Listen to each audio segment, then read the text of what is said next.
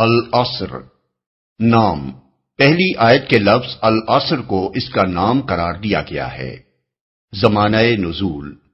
اگرچہ مجاہد، قتادہ اور مقاتل نے اسے مدنی کہا ہے، لیکن مفسرین کی عظیم اکثریت اسے مکی قرار دیتی ہے، اور اس کا مضمون یہ شہادت دیتا ہے کہ یہ مکہ کے بھی ابتدائی دور میں نازل ہوئی ہوگی، جب اسلام کی تعلیم کو مختصر اور انتہائی دلنشین فکروں میں بیان کیا جاتا تھا، تاکہ سننے والے ایک دفعہ ان کو سن کر بھولنا بھی چاہیں تو نہ بھول سکیں اور وہ آپ سے آپ لوگوں کی زبانوں پر چڑھ جائیں۔ موضوع اور مضمون، یہ سورہ جامع اور مختصر کلام کا بے نظیر نمونہ ہے۔ اس کے اندر چند جچے تلے الفاظ میں معنی کی ایک دنیا بھر دی گئی ہے، جس کو بیان کرنے کا حق ایک پوری کتاب میں بھی مشکل سے ادا کیا جا سکتا ہے۔ اس میں بالکل دو ٹوک طریقے سے بتا دیا گیا ہے کہ انسان کی فلاح کا راستہ کون سا ہے اور اس کی تباہی اور بربادی کا راستہ کون سا۔ امام شافعی نے بہت صحیح کہا ہے کہ اگر لوگ اس سورہ پر غور کریں تو یہی ان کی ہدایت کے لیے کافی ہے۔ صحابہ کرام کی نگاہ میں اس کی اہمیت کیا تھی، اس کا اندازہ اس بات سے کیا جا سکتا ہے کہ حضرت عبداللہ بن حسن الدارنی ابو مدینہ کی روایت کے مطابق اصحاب رسول اللہ علیہ وسلم میں سے جب دو آدمی ایک دوسرے سے ملتے تو اس وقت تک جدا نہ ہوتے جب تک ایک دوسرے کو سورہ عصر نہ سنا لیتے۔ طبرانی۔ بسم اللہ الرحمن الرحیم، شروع اللہ کے نام سے جو رحمان و رحیم ہے۔ والعصر ان الانسان لفی خسر، زمانے کی قسم، انسان در حقیقت بڑے خسارے میں ہے، الا الذین آمنوا وعملوا الصالحات وتواصوا بالحق وتواصوا بالصبر، سوائے ان لوگوں کے جو ایمان لائے اور نیک اعمال کرتے رہے اور ایک دوسرے کو حق کی نصیحت اور صبر کی تلقین کرتے رہے۔ اس صورت میں زمانے کی قسم اس بات پر کھائی گئی ہے کہ انسان بڑے خسارے میں ہے، اور اس خسارے سے صرف وہی لوگ بچے ہوئے ہیں جن کے اندر 4 صفتیں پائی جاتی ہیں۔ نمبر 1 ایمان، نمبر 2 عمل صالح، نمبر 3 ایک دوسرے کو حق کی نصیحت کرنا، نمبر 4 ایک دوسرے کو صبر کی تلقین کرنا۔ اب اس کے ایک ایک جز کو الگ لے کر اس پر غور کرنا چاہیے تاکہ اس ارشاد کا پورا مطلب واضح ہو جائے۔ جہاں تک قسم کا تعلق ہے، اس سے پہلے بارہا ہم اس بات کی وضاحت کر چکے ہیں کہ اللہ تعالیٰ نے مخلوقات میں سے کسی چیز کی قسم اس کی عظمت یا اس کے کمالات و عجائب کی بنا پر نہیں کھائی ہے، بلکہ اس بنا پر کھائی ہے کہ وہ اس بات پر دلالت کرتی ہے جسے ثابت کرنا مقصود ہے۔ بس زمانے کی قسم کا مطلب یہ ہے کہ زمانہ اس حقیقت پر گواہ ہے کہ انسان بڑے خسارے میں ہے، سوائے ان لوگوں کے جن میں یہ 4 صفتیں پائی جاتی ہوں۔ زمانے کا لفظ گزرے ہوئے زمانے کے لیے بھی استعمال ہوتا ہے اور گزرتے ہوئے زمانے کے لیے بھی، جس میں حال در حقیقت کسی لمبی مدت کا نام نہیں ہے۔ ہر آن گزر کر ماضی بنتی چلی جا رہی ہے اور ہر آن آ کر مستقبل کو حال اور جا کر حال کو ماضی بنا رہی ہے۔ یہاں چونکہ مطلقاً زمانے کی قسم کھائی گئی ہے، اس لیے دونوں طرح کے زمانے اس کے مفہوم میں شامل ہیں۔ گزرے ہوئے زمانے کی قسم کھانے کا مطلب یہ ہے کہ انسانی تاریخ اس بات پر شہادت دے رہی ہے کہ جو لوگ بھی ان صفات سے خالی تھے وہ بالآخر خسارے میں پڑ کر رہے۔ اور گزرتے ہوئے زمانے کی قسم کھانے کا مطلب سمجھنے کے لیے پہلے یہ بات اچھی طرح سمجھ لیجئے کہ جو زمانہ اب گزر رہا ہے وہ دراصل وہ وقت ہے جو ایک ایک شخص اور ایک ایک قوم کو دنیا میں کام کرنے کے لیے دیا گیا ہے۔ اس کی مثال اس وقت کی سی ہے جو امتحان گاہ میں طالب علم کو پرچے حل کرنے کے لیے دیا جاتا ہے۔ یہ وقت جس تیز رفتاری کے ساتھ گزر رہا ہے، اس کا اندازہ تھوڑی دیر کے لیے اپنی گھڑی میں سیکنڈ کی سوئی کو حرکت کرتے ہوئے دیکھنے سے آپ کو خود ہو جائے گا۔ حالانکہ 1 سیکنڈ بھی وقت کی بہت بڑی مقدار ہے۔ اسی 1 سیکنڈ میں روشنی 1,86,000 میل کا راستہ طے کر لیتی ہے، اور خدا کی خدائی میں بہت سی چیزیں ایسی بھی ہو سکتی ہیں جو اس سے بھی زیادہ تیز رفتار ہوں، خواہ وہ ابھی تک ہمارے علم میں نہ آئی ہوں۔ تاہم اگر وقت کے گزرنے کی رفتار وہی سمجھ لی جائے جو گھڑی میں سیکنڈ کے سوئی کے چلنے سے ہم کو نظر آتی ہے، اور اس بات پر غور کیا جائے کہ ہم جو کچھ بھی اچھا یا برا فعل کرتے ہیں اور جن کاموں میں بھی ہم مشغول رہتے ہیں، سب کچھ اس محدود مدت عمر ہی میں وقوع پذیر ہوتا ہے جو دنیا میں ہم کو کام کرنے کے لیے دی گئی ہے، تو ہمیں محسوس ہوتا ہے کہ ہمارا اصل سرمایہ تو یہی وقت ہے جو تیزی سے گزر رہا ہے۔ امام رازی نے کسی بزرگ کا قول نقل کیا ہے کہ میں نے سورہ عصر کا مطلب ایک برف فروش سے سمجھا جو بازار میں آواز لگا رہا تھا کہ رحم کرو اس شخص پر جس کا سرمایہ گھلا جا رہا ہے، رحم کرو اس شخص پر جس کا سرمایہ گھلا جا رہا ہے۔ اس کی یہ بات سن کر میں نے کہا یہ ہے والعصر ان الانسان لفی خسر کا مطلب۔ عمر کی جو مدت انسان کو دی گئی ہے وہ برف کے گھلنے کی طرح تیزی سے گزر رہی ہے۔ اس کو اگر ضائع کیا جائے یا غلط کاموں میں صرف کر ڈالا جائے تو یہی انسان کا خسارہ ہے۔ پس گزرتے ہوئے زمانے کی قسم کھا کر جو بات اس سورہ میں کہی گئی ہے اس کے معنی یہ ہیں کہ یہ تیز رفتار زمانہ شہادت دے رہا ہے کہ ان 4 صفات سے خالی ہو کر انسان جن کاموں میں بھی اپنی مہلت عمر کو صرف کر رہا ہے وہ سب کے سب خسارے کے سودے ہیں۔ نفع میں صرف وہ لوگ ہیں جو ان 4 صفات سے متصف ہو کر دنیا میں کام کریں۔ یہ ایسی ہی بات ہے جیسے ہم اس طالب علم سے جو امتحان کے مقررہ وقت کو اپنا پرچہ حل کرنے کے بجائے کسی اور کام میں گزار رہا ہو، کمرے کے اندر لگے ہوئے گھنٹے کی طرف اشارہ کر کے کہیں کہ یہ گزرتا ہوا وقت بتا رہا ہے کہ تم اپنا نقصان کر رہے ہو۔ نفع میں صرف وہ طالب علم ہے جو اس وقت کا ہر لمحہ اپنا پرچہ حل کرنے میں صرف کر رہا ہے۔ انسان کا لفظ اگرچہ واحد ہے لیکن بات کے فقرے میں اس سے ان لوگوں کو مستثنی کیا گیا ہے جو 4 صفات سے متصف ہوں، اس لیے لامحالہ یہ ماننا پڑے گا کہ یہاں لفظ انسان اس میں جنس کے طور پر استعمال کیا گیا ہے اور اس کا اطلاق افراد، گروہوں، اقوام اور پوری نوع انسانی پر یکساں ہوتا ہے۔ بس یہ حکم کہ مذکورہ 4 صفات سے جو بھی خالی ہو وہ خسارے میں ہے ہر حالت میں ثابت ہوگا،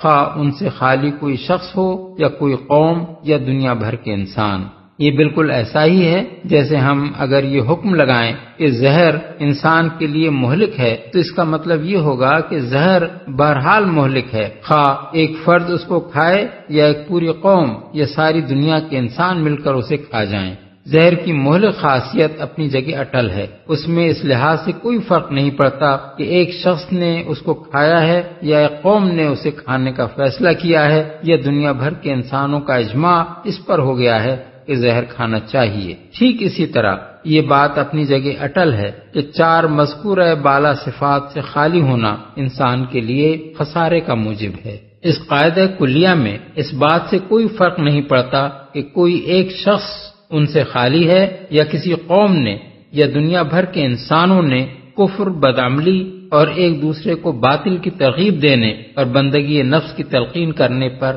اتفاق کر لیا ہے۔ اب یہ دیکھیے کہ خسارے کا لفظ قرآن مجید کس معنی میں استعمال کرتا ہے۔ لغت کے اعتبار سے خسارہ نفع کی ضد ہے اور تجارت میں اس لفظ کا استعمال اس حالت میں بھی ہوتا ہے جب کسی ایک سودے میں گھاٹا آئے اور اس حالت میں بھی جب سارا کاروبار گھاٹے میں جا رہا ہو اور اس حالت میں بھی جب اپنا سارا سرمایہ کھو کر آدمی دیوالیہ ہو جائے۔ قرآن مجید اسی لفظ کو اپنی خاص اصطلاح بنا کر فلاح کے مقابلے میں استعمال کرتا ہے، اور جس طرح اس کا تصور فلاح محض دنیاوی خوشحالی کا ہم معنی نہیں ہے بلکہ دنیا سے لے کر آخرت تک انسان کی حقیقی کامیابی پر حاوی ہے، اسی طرح اس کا تصور خسران بھی محض دنیاوی ناکامی یا خستہ حالی کا ہم معنی نہیں ہے بلکہ دنیا سے لے کر آخرت تک انسان کی حقیقی ناکامی و نامرادی پر حاوی ہے۔ فلاح اور خسران دونوں کے قرآنی تصور کی تشریح اس سے پہلے ہم متعدد مقامات پر کر چکے ہیں، اس لیے ان کے اعادے کی حاجت نہیں ہے۔ اس کے ساتھ یہ بات بھی اچھی طرح سمجھ لینی چاہیے کہ اگرچہ قرآن کے نزدیک حقیقی فلاح آخرت میں انسان کی کامیابی اور حقیقی خسارہ وہاں اس کی ناکامی ہے، لیکن اس دنیا میں بھی جس چیز کا نام لوگوں نے فلاح رکھ چھوڑا ہے وہ دراصل فلاح نہیں ہے بلکہ اس کا انجام خود اسی دنیا میں خسارہ ہے، اور جس چیز کو لوگ خسارہ سمجھتے ہیں وہ دراصل خسارہ نہیں ہے بلکہ اس دنیا میں بھی وہی فلاح کا ذریعہ ہے۔ اس حقیقت کو قرآن مجید میں کئی مقامات پر بیان کیا گیا ہے اور ہر جگہ ہم نے اس کی تشریح کر دی ہے۔ بس جب قرآن پورے زور اور قطعیت کے ساتھ کہتا ہے کہ در حقیقت انسان بڑے خسارے میں ہے تو اس کا مطلب دنیا اور آخرت دونوں کا خسارہ ہے، اور جب وہ کہتا ہے کہ اس خسارے سے صرف وہ لوگ بچے ہوئے ہیں جن کے اندر حسب ذیل 4 صفات پائی جاتی ہیں تو اس کا مطلب دونوں جہانوں میں خسارے سے بچنا اور فلاح پانا ہے۔ اب ہمیں ان 4 صفات کو دیکھنا چاہیے جن کے پائے جانے پر اس صورت کی روح سے انسان کا خسارے سے محفوظ رہنا موقوف ہے۔ ان میں پہلی صفت ایمان ہے۔ یہ لفظ اگرچہ بعض مقامات پر قرآن مجید میں محض زبانی اقرار ایمان کے معنی میں بھی استعمال کیا گیا ہے، مثلا سورہ النساء آیت 137، سورہ المائدہ آیت 54، سورہ الانفال آیت 20 اور 27، سورہ التوبہ آیت 38 اور سورہ الصف آیت 2 میں، لیکن اس کا اصل استعمال سچے دل سے ماننے اور یقین کرنے کے معنی ہی میں کیا گیا ہے، اور عربی زبان میں بھی اس لفظ کے یہی معنی ہیں۔ لغت میں آمن لہو کے معنی ہیں صدقہ و اعتمد علیہ، یعنی اس کی تصدیق کی اور اس پر اعتماد کیا، اور آمن بہی کے معنی ہیں ایقن بہی، یعنی اس پر یقین کیا۔ قرآن دراصل جس ایمان کو حقیقی ایمان قرار دیتا ہے اس کو ان آیات میں پوری طرح واضح کر دیا گیا ہے۔ انما المؤمنون الذین آمنوا باللہ ورسولہ ثم لم یرتابوا، سورہ الحجرات آیت 15، یعنی مومن تو حقیقت میں وہ ہیں جو اللہ اور اس کے رسول پر ایمان لائے اور پھر شک میں نہ پڑے۔ ان الذین قالوا ربنا اللہ ثم استقاموا، سورہ حامیم السجدہ آیت 30، یعنی جن لوگوں نے کہا کہ ہمارا رب اللہ ہے اور پھر اس پر ڈٹ گئے۔ انما المؤمنون الذین اذا ذکر اللہ وجلت قلوبہم، سورہ الانفال آیت 2، یعنی مومن تو حقیقت میں وہ ہیں کہ جب اللہ کا ذکر کیا جائے تو ان کے دل لرز جاتے ہیں۔ والذین آمنوا اشد حبا للہ، سورہ البقرہ آیت 165، یعنی اور جو لوگ ایمان لائے ہیں وہ سب سے بڑھ کر اللہ سے محبت رکھتے ہیں۔ فلا وربک لا یؤمنون حتی یحکموک فیما شجر بینہم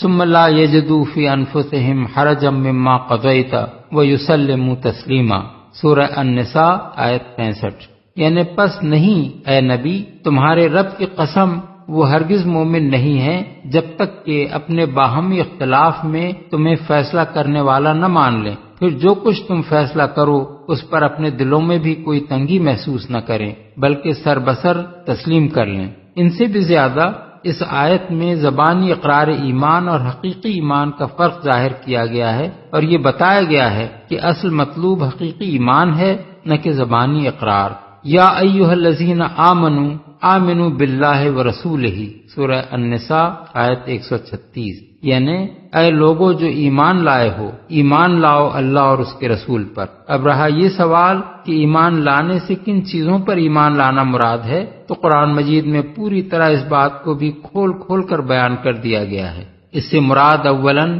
اللہ کو ماننا ہے، محض اس کے وجود کو ماننا نہیں بلکہ اسے اس حیثیت سے ماننا ہے کہ وہی ایک خدا ہے، خدائی میں کوئی اس کا شریک نہیں ہے، وہی اس کا مستحق ہے کہ انسان اس کی عبادت، بندگی اور اطاعت بجا لائے، وہی قسمتیں بنانے اور بگاڑنے والا ہے، بندے کو اسی سے دعا مانگنی چاہیے اور اسی پر توکل کرنا چاہیے، وہی حکم دینے اور منع کرنے والا ہے، بندے کا فرض ہے کہ اس کے حکم کی اطاعت کرے اور جس چیز سے اس نے منع کیا ہے اس سے رک جائے، وہ سب کچھ دیکھنے اور سننے والا ہے، اس سے انسان کا کوئی فعل تو درکنار، وہ مقصد اور نیت بھی مخفی نہیں ہے جس کے ساتھ اس نے کوئی فعل کیا ہے۔ ثانیاً رسول کو ماننا اس حیثیت سے کہ وہ اللہ تعالیٰ کا مامور کیا ہوا ہادی و رہنما ہے اور جس چیز کی تعلیم بھی اس نے دی ہے وہ اللہ تعالیٰ کی طرف سے ہے، برحق ہے اور واجب التسلیم ہے۔ اسی ایمان برسالت میں ملائکہ،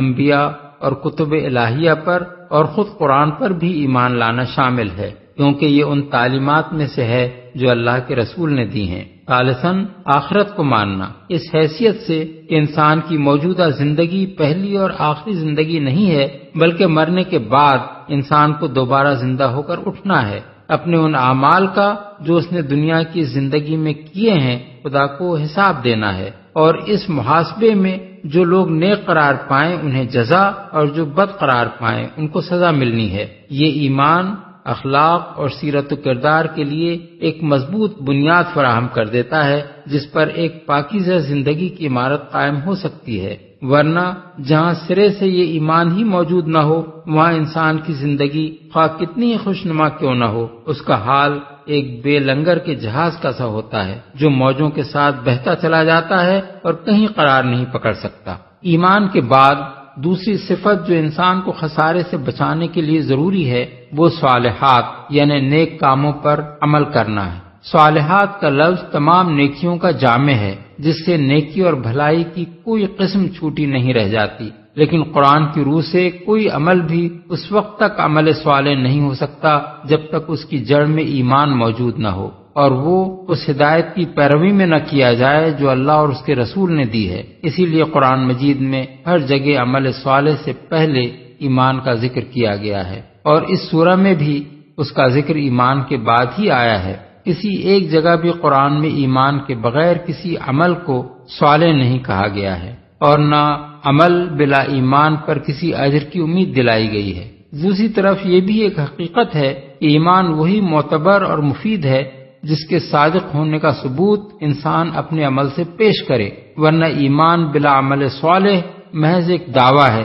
جس کی تردید آدمی خود ہی کر دیتا ہے جب وہ اس دعوے کے باوجود اللہ اور اس کے رسول کے بتائے ہوئے طریقے سے ہٹ کر چلتا ہے۔ ایمان اور عمل صالح کا تعلق بیج اور درخت کا سا ہے۔ جب تک بیج زمین میں نہ ہو کوئی درخت پیدا نہیں ہو سکتا، لیکن اگر بیج زمین میں ہو اور کوئی درخت پیدا نہ ہو رہا ہو تو اس کے معنی یہ ہیں کہ بیج زمین میں دفن ہو کر رہ گیا۔ اسی بنا پر قرآن پاک میں جتنی بشارتیں بھی دی گئی ہیں انہی لوگوں کو دی گئی ہیں جو ایمان لا کر عمل صالح کریں، اور یہی بات اس سورہ میں بھی کہی گئی ہے کہ انسان کو خسارے سے بچانے کے لیے جو دوسری صفت ضروری ہے وہ ایمان کے بعد صالحات پر عمل کرنا ہے۔ بالفاظ دیگر عمل صالح کے بغیر محض ایمان آدمی کو خسارے سے نہیں بچا سکتا۔ مذکورہ بالا دو صفتیں تو وہ ہیں جو ایک ایک فرد میں ہونی چاہیے۔ اس کے بعد یہ سورت دو مزید صفتیں بیان کرتی ہے جو خسارے سے بچنے کے لیے ضروری ہیں، اور وہ یہ ہیں کہ یہ ایمان لانے اور عمل صالح کرنے والے لوگ ایک دوسرے کو حق کی نصیحت اور صبر کی تلقین کریں۔ اس کے معنی یہ ہیں کہ اول تو ایمان لانے اور نیک عمل کرنے والوں کو فرد بن کر نہیں رہنا چاہیے، بلکہ ان کے اجتماع سے ایک مومن و صالح معاشرہ وجود میں آنا چاہیے۔ دوسرے، اس معاشرے کے ہر فرد کو اپنی یہ ذمہ داری محسوس کرنی چاہیے کہ معاشرے کو بگڑنے نہ دے، اس لیے اس کے تمام افراد پر یہ فرض عائد ہوتا ہے کہ وہ ایک دوسرے کو حق اور صبر کی تلقین کریں۔ حق کا لفظ باطل کی ضد ہے اور بالعموم یہ دو معنوں میں استعمال ہوتا ہے۔ ایک صحیح اور سچی اور مطابق عدل و انصاف اور مطابق حقیقت بات، خواہ وہ عقیدہ و ایمان سے تعلق رکھتی ہو یا دنیا کے معاملات سے۔ دوسرے، وہ حق جس کا ادا کرنا انسان پر واجب ہو، خواہ وہ خدا کا حق ہو یا بندوں کا حق یا خود اپنے نفس کا حق۔ بس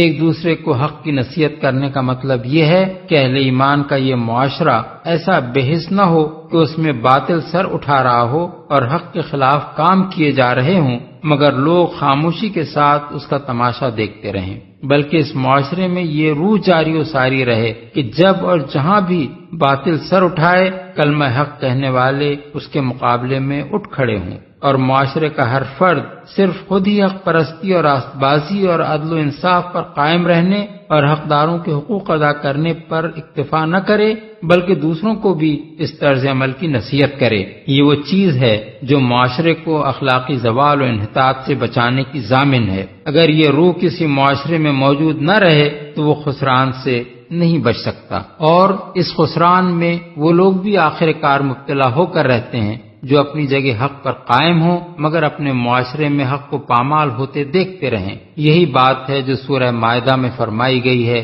کہ بنی اسرائیل پر حضرت داؤد اور حضرت عیسیٰ ابن مریم کی زبان سے لعنت کی گئی، اور اس لعنت کی وجہ یہ تھی کہ ان کے معاشرے میں گناہوں اور زیادتیوں کا ارتکاب عام ہو رہا تھا اور لوگوں نے ایک دوسرے کو برے افعال سے روکنا چھوڑ دیا تھا۔ آیات 78 اور 79۔ پھر اسی بات کو سورہ اعراف میں اس طرح بیان فرمایا گیا ہے کہ بنی اسرائیل نے جب کھلم کھلا سبت کے احکام کی خلاف ورزی کر کے مچھلیاں پکڑنی شروع کر دیں تو ان پر عذاب نازل کر دیا گیا، اور اس عذاب سے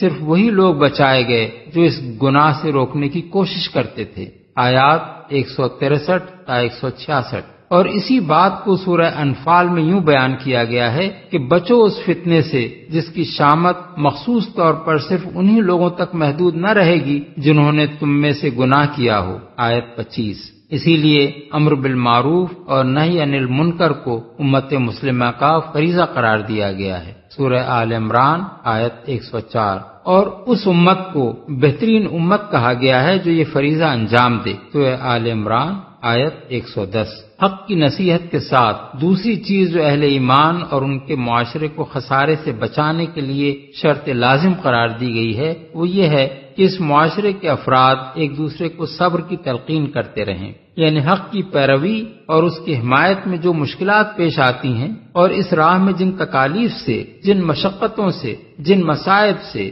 اور جن نقصانات اور محرومیوں سے انسان کو سابقہ پیش آتا ہے، ان کے مقابلے میں وہ ایک دوسرے کو ثابت قدم رہنے کی تلقین کرتے رہیں۔ ان کا ہر فرد دوسرے کی ہمت بندھاتا رہے کہ وہ ان حالات کو صبر کے ساتھ برداشت کرے۔ سید ابو العلا مودودی کی مارکۃ الآراء تصنیف تفہیم القرآن کی یہ CD ادارہ ترجمان القرآن کے لیے سماع